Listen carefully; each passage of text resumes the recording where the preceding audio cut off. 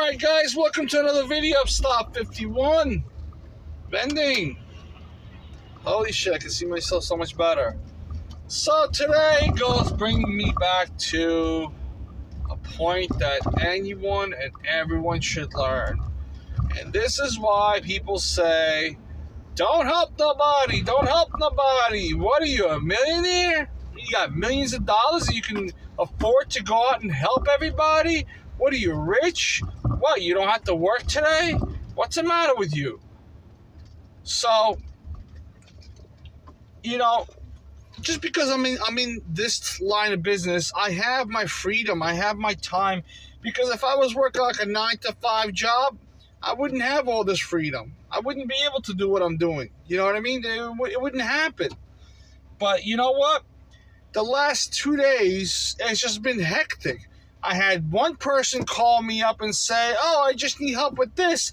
And then right away, their mom started blowing up my phone. I'm like, yo, like I said I would help when I get the time, okay? That means I have 50 people before you, and you're number 51.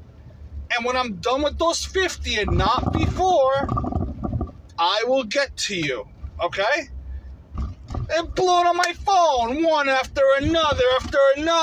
So I called my friend. I say, yo, your mom keep blowing on my phone. Yo, come on. Like, you have to understand. You cannot put a value on someone's time. Just because I said I would help doesn't mean I'm going to jump for you and help you. I'm going to take care of my stuff first, and then I'll help you if I can. And if I can't, then you're screwed. I'm sorry. But people think that you're supposed to jump around for them, you know? I mean, they think if you give them a little bit of food, that they'll do anything you want for them. Like, no. That was years ago. Okay? Time is money, number one. And number two, my time can't be compared to money. In other words, you can't put a value on my time. You cannot put a value on my time. You cannot. It's just wrong to put a value on my time, because when they ask me, you know, why? Because, you know, these people work an hourly day, so they work their 9 to 5 and they get paid their whatever, $50, $60, $100 per hour. I don't care if you get paid $2 million an hour. And I get paid $5 an hour, but that's my time, $5 an hour.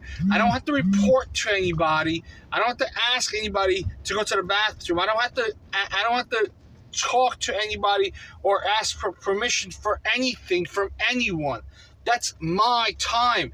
Now, if I feel that my time is priceless compared to what you're assuming what my time is worth, then that's what my time is worth.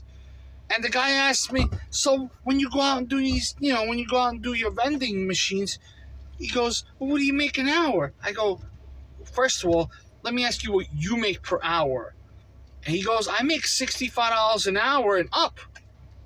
I go, that's great, super great, super great. But you're working for somebody else. You're not helping anybody else other than the person above you. Sure, you are making money. Absolutely, 100% correct. After 10 hours, you have $650 in your pocket. That's great. I don't work 10 hours, okay? I might work 2 or 3 hours a day, okay? And I'll make my average is about, after expense, after everything, my net is about $35 to say $40 an hour.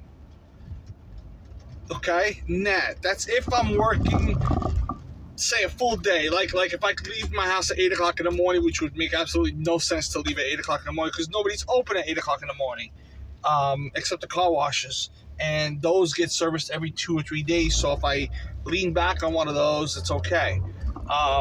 But like mom and pop shops don't open up until like 10 or 11 o'clock. And then on top of that, after Corona, they're all closing down like 6 or 7 o'clock. They're all closing down. So I literally have like 8 hours to do the stops. And so I try to do like 5-6 stops a day, just to knock it out. And then tomorrow, whatever I don't finish, I do it again, and I continue. But you can't put a value on something that you don't know about. Like, my friend is a pharmacist, and I can put a value on him because I know what a pharmacist makes, and we know what a pharmacist is supposed to make per hour, and we know all that. I have a friend, he's a handyman, and we also know that his pay is not a steady pay. But, when someone is trying to help you, you don't go around and screw them. You don't go around and hit them in the back.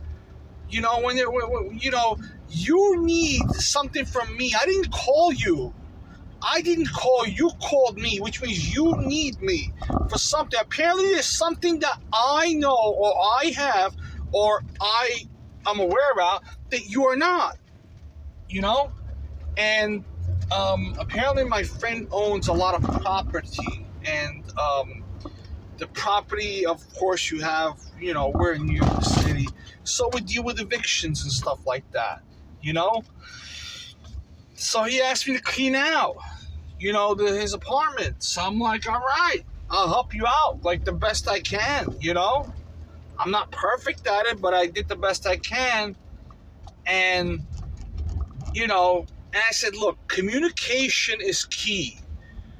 You need to convey or make known what it is that you need from me ahead of time before I do something. Because then you're asking me to go backwards, and I said, I can't do it. It can't be done. We can't go backwards after we went forwards. You know what I mean? On the saying of 2 steps forward, 1 step back, that usually means you did something good twice, and then somebody screwed you over once backwards, and that's how you do it. You cannot intentionally go back once. You know what I mean? You cannot intentionally go back once.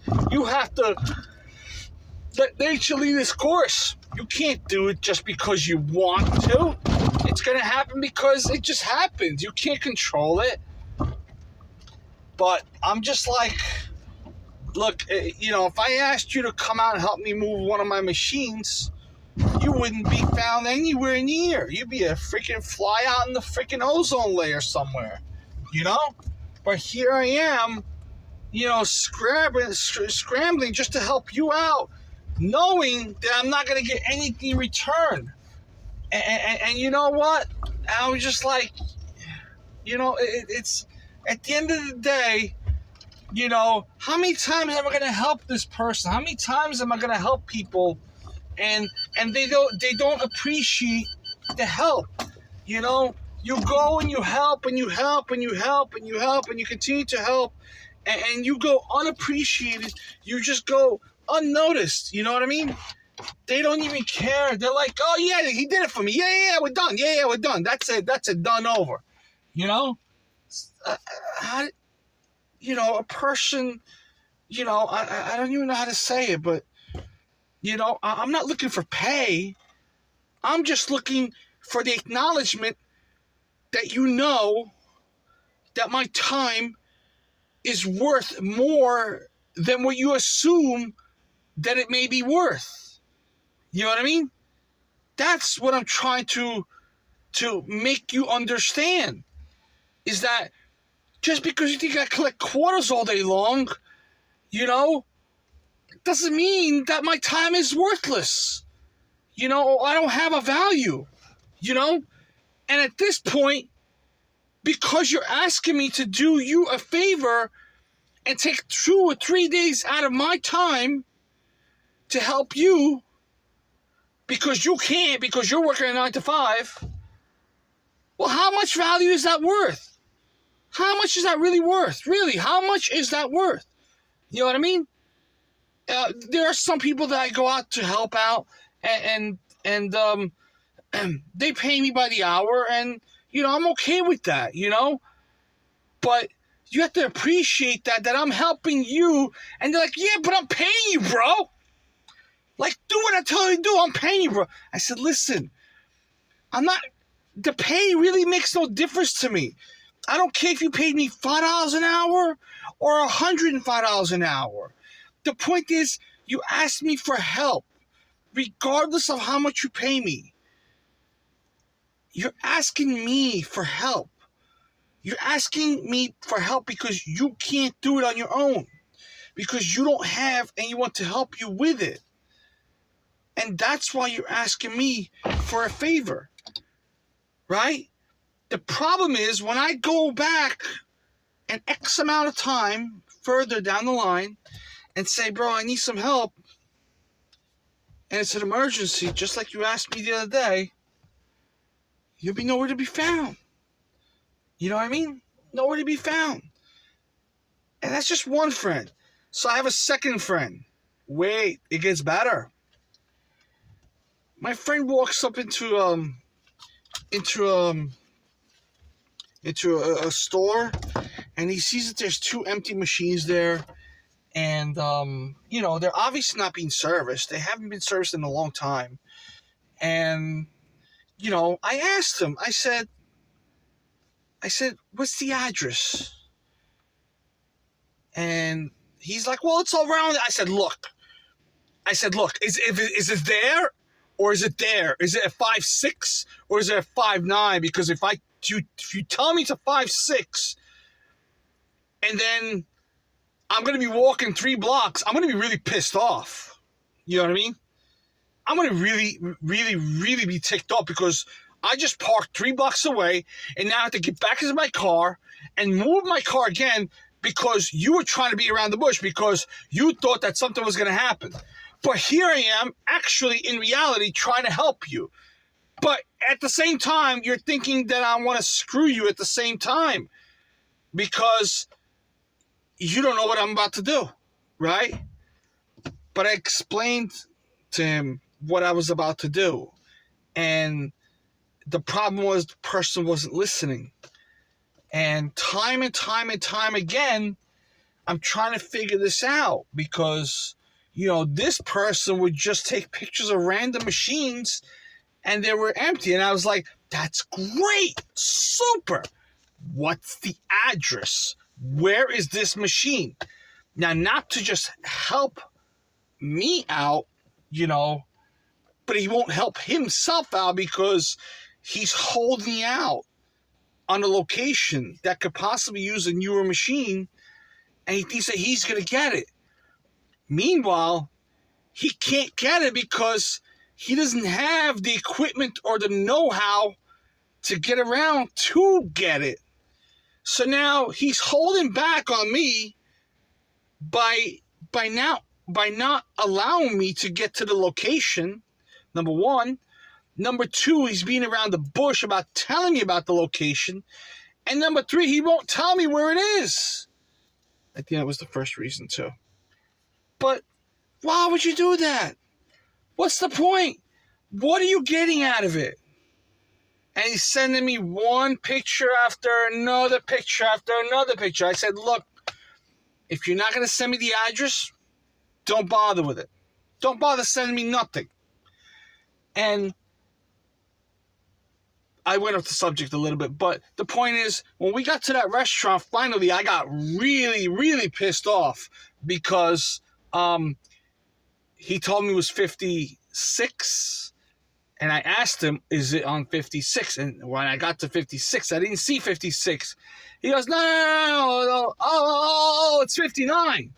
And then he's acting stupid about it. Like when I pull up, I'm literally right in front of him, and he sees that I'm on the phone. He can see me, I'm on the phone. And he's blowing up my phone now. He's standing right across from me, and he's blowing up my phone.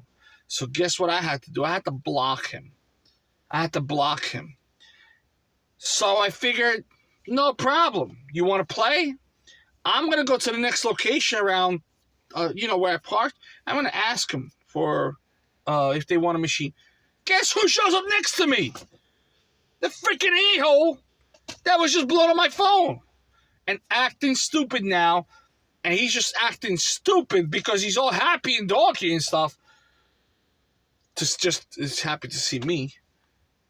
But at the same time, he's messing up my introduction to the next customer, which I can place the machine into, which I never wanted to place the machine into, and kind of messed it up.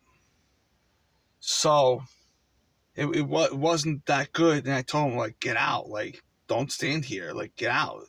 It looks very intrusive when two people are showing up to advertise for one little product.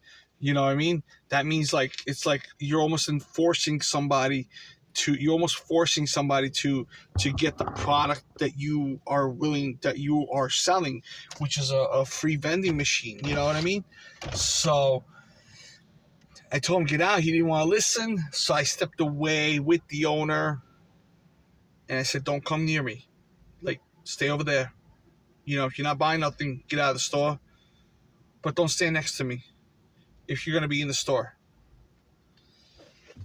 Anyways, the location that we showed up to, they had two machines.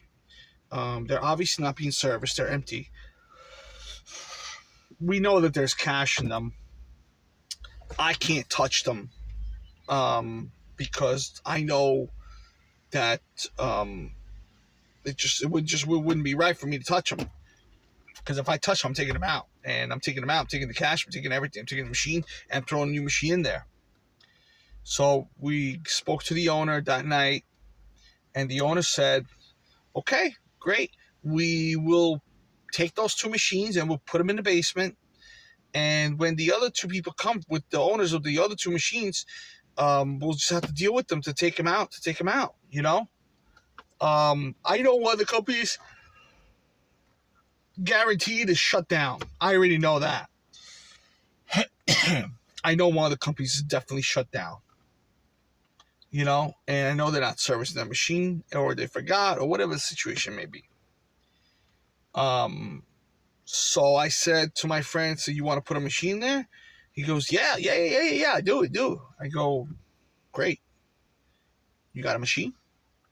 He goes, oh, no, I don't have a machine.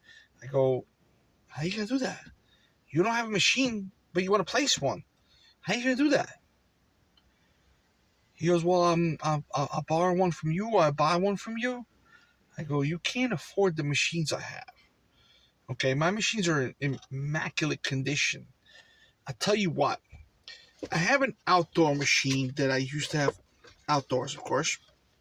And I'll tell you what, if you bring it to life a little bit and paint it up a little bit, I will allow you to borrow the machine, and I will even fill it up for you, and I will allow you to place the machine there, but we're going to be 50-50. That's in addition to giving the location a commission.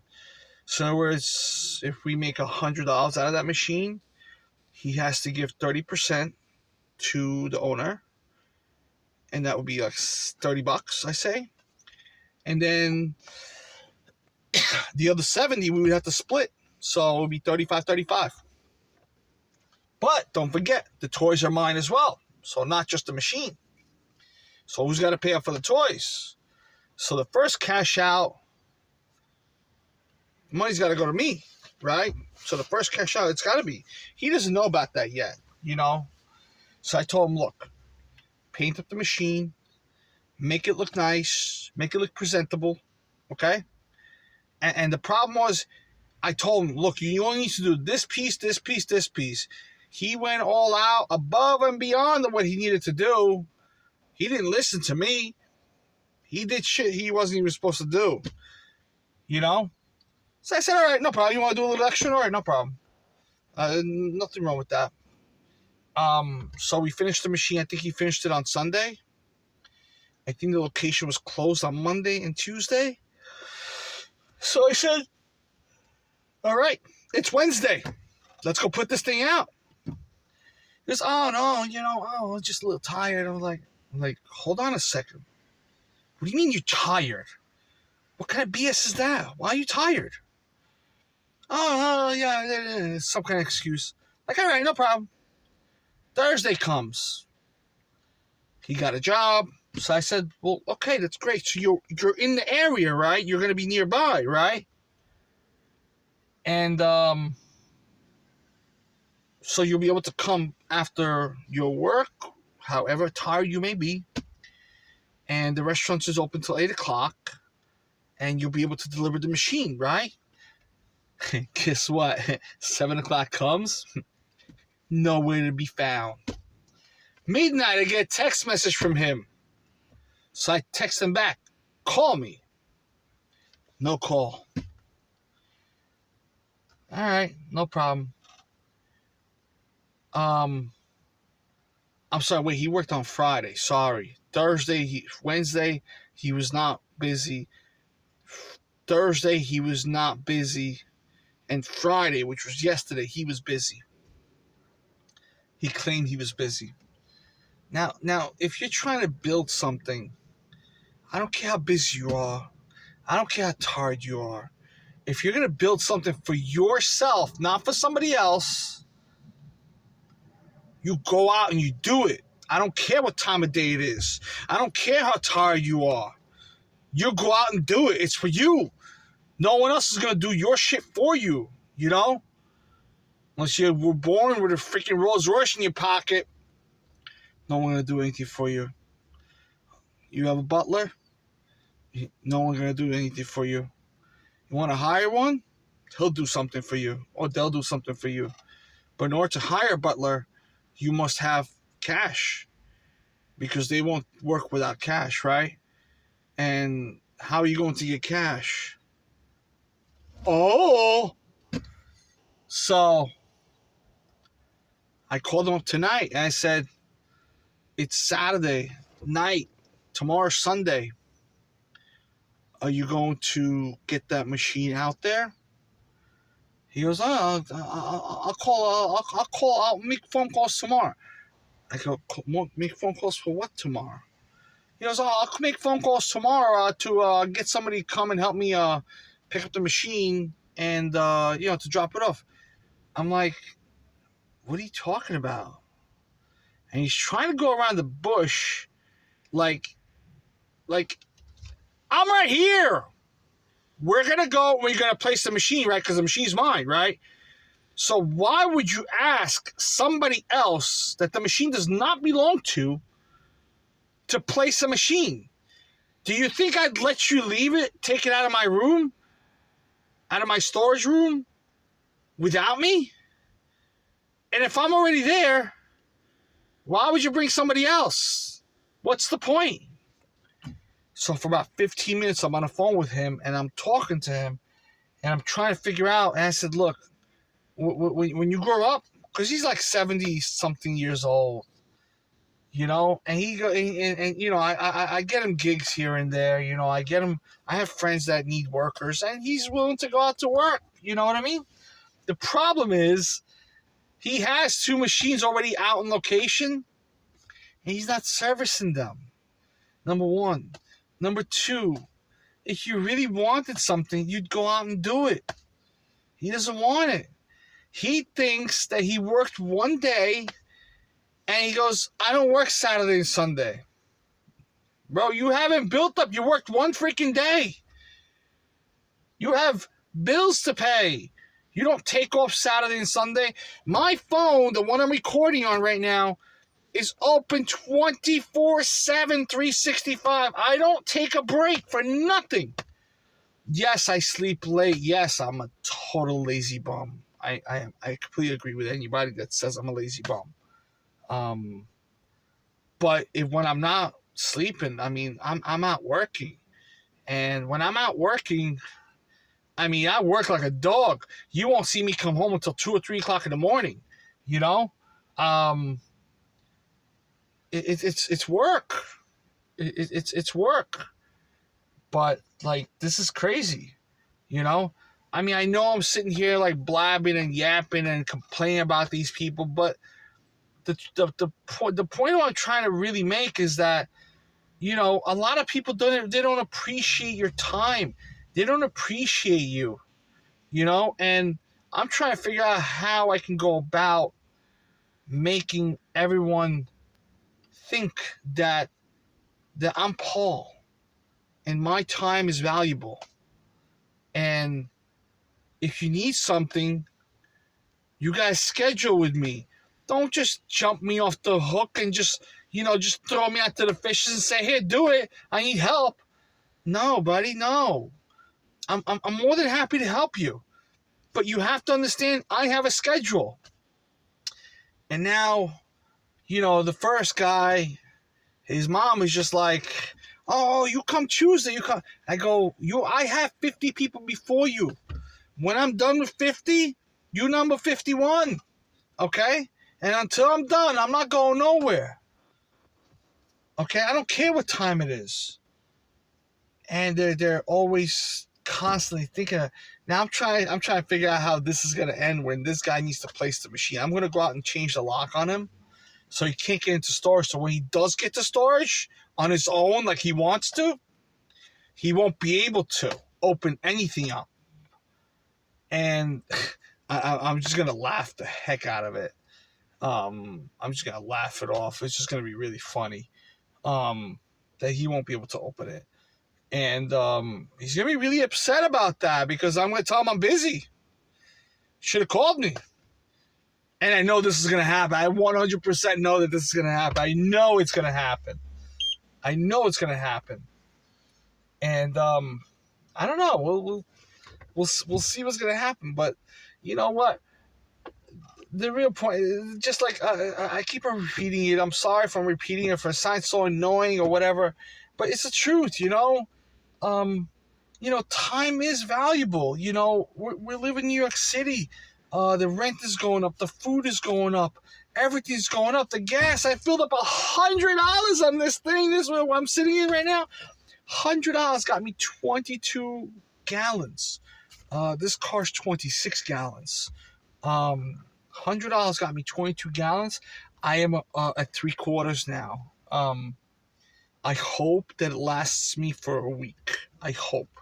The guy next to me was filling up, and he had a Prius, and I was just so damn pissed off at it because I saw that he filled up like, I think, $12 or $13, and it was like 2.5 gallons. And I was like, how long is that gonna last for? He goes, a whole week. You know how pissed off I was. Holy crap. I was really pissed off. Really, really, really pissed off. It was just really annoying. I'm looking for a hybrid car now, so I don't have to drive with all this. I could just take a little bit and go there and go back because it has such good gas miles. So I can make those 2 or 3 trips. I don't mind making 2 or 3 trips to the same place, but those same 2 or 3 trips, if I was to make one trip, it would cost me double because that car's got like almost 50 miles to the gallon, where this car's got like 18 miles to the gallon. So I'm gonna get like 3 times better gas mileage with a hybrid car. It's going to be much better. But again, if anyone tells you that your time, or values or puts a value on your time that doesn't value, and I don't mean like shoot your value up like I'm worth $1 million, bro. Yeah, my time is expensive.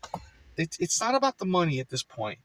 It's about the principle that your time is worth something and not what somebody else assumes. You can't assume that somebody's time is worth something. You can't. I have a friend. He works in valet parking, and still, unfortunately, and sometimes he's just a lazy bum. He's just lazy. He's like, bro, you got me out here to do a whole move. I was like, listen. It was just 2 mattresses, and some stuff. He goes, bro, I did my 2 mattresses and the rest, and he just stood in my car. I'm like, bro, come on, help. And the whole time, I got these new little walkie-talkies. No, this isn't the walkie-talkie, but I got these new little walkie-talkies, and I was just cursing the heck out of him on it. I was just cursing him out the whole day. The whole time he was sitting in the car, I was like, I can't even say those words. it was his day off. I took him out. I completely understand. He was really ticked off at me, you know. And I told him I'm sorry. Like I just need your help because, if you called me for the same thing, I would do the same for you. If you told me there was only two things, but how would you feel if I was sitting down? I wouldn't sit down and just freaking chill out the rest of the time. The whole hour and a half, you were sitting there and chilling out the whole hour and a half. Why? Why would you even do that? Why would you sit there and just do nothing? What's the point of that? Why would you do that? Like, I guess I didn't put a value. I didn't assess his time and value properly, and he was upset. Whereas my other friend didn't assess my time and value, and I was upset at him as well. And this is very wrong. You know what I mean? This is very, very wrong. So, I mean, I get you can't value someone's time just because you assume that that's what they're worth. You work a 9 to 5, I can't help you. But if you're working for yourself, your time is valuable because bills need to get paid and stuff needs to get paid and stuff needs to get taken care of. And you're only one person. I mean, you could only be in so many places at one time. And I mean, there's only so much you could do. Only so much one person can do. But when this one person is being split apart to like 40 different locations or 40 different places, I have my own stuff too. I can't just be on top of what you need, Like my time is all open out in the open, Like $40 is going to get me by. Like, I don't care about the money. The principle of my time is worth more than you think it is more important to me that you understand that. Versus you paying me $20 or $30, whatever, or $40 that you think is gonna cover me for my gas. I don't care. Money's not an issue to me. It's a principle that I always try to get across to people that a lot of people they don't understand. And this is a lot harder to tell somebody, and to make somebody understand what your time is really worth. I mean, what are you worth? Yeah, you may be a junkie sitting on the street, but I mean, that junkie has his own value as well.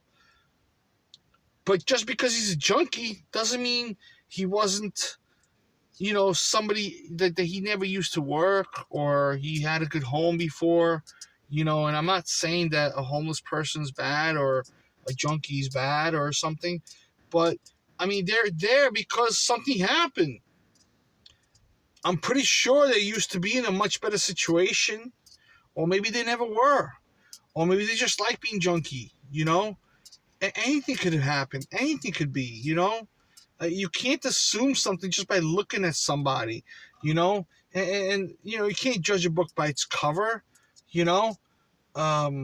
just because I wear, I think this thing is dirty. I don't care. I'm wearing shorts that I used. I did a job and we bleached my shorts. My shorts are black with pink dots now.